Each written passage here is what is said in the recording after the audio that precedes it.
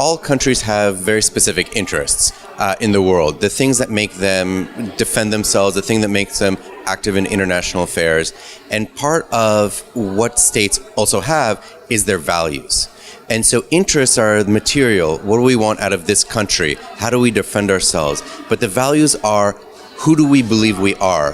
What do we think is appropriate or inappropriate? And what are we looking for in other countries?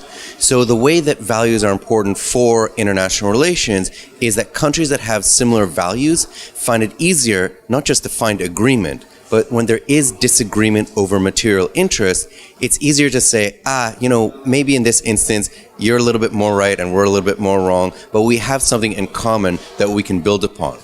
What globalization does is it makes the values between countries a bit closer. And so what this makes some people in some countries very afraid is that if we have more globalization, we lose our distinctiveness. But what we can also say is that we gain some appreciation of other countries and other cultures, and other countries and cultures, they gain some appreciation for us. So globalization makes national countries a little less distinct and a little more close. So this is, for young people, it's an excellent thing. And so for globalization, this is one of the engines of bringing values closer together. So the United States has a very clear interest in the security of Europe. And it demonstrates that interest by its participation and its active leadership of the NATO security alliance. Poland is one of the members of NATO, so it is as equally valuable to the United States as Canada or the United Kingdom. So in the larger sense, Poland is very assured of U.S. support because it is a NATO member. The sort of controversies with Mr. Trump over NATO have more to do with the way that he wants other countries to demonstrate their interest in NATO.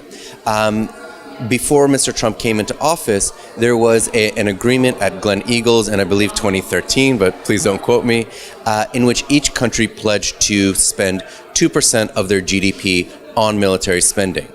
Now, the way that military spending can go, it can be spent on increasing troop levels, it could be spent on research and development, it could be spent on sending troops to foreign countries.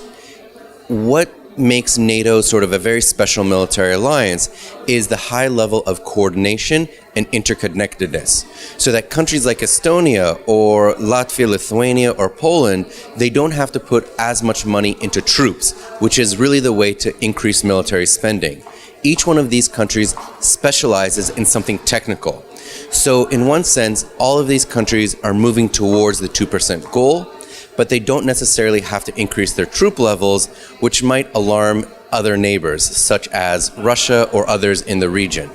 So the United States is interested in NATO. It is devoted to the security of its European partners. And the fact that countries are moving sometimes quickly, sometimes slowly, is part of the way that all countries are doing their fair share for NATO.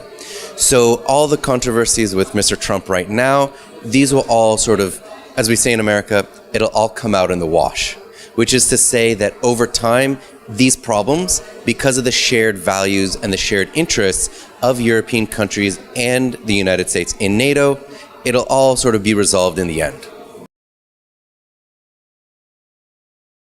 Poland is approaching the 2% target along with several other countries in Eastern and Central Europe, including the Balkans, as well as traditional big spenders like the United Kingdom and the United States.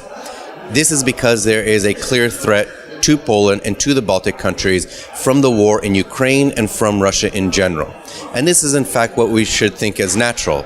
The closer you are to a potential threat, the more you should spend on your defense. Other countries spend less, but they are involved in greater research and development, greater specialization on things that are more technical and require less troops. In all things when it comes to the military, the two big sources of spending is troop levels and building new missile systems.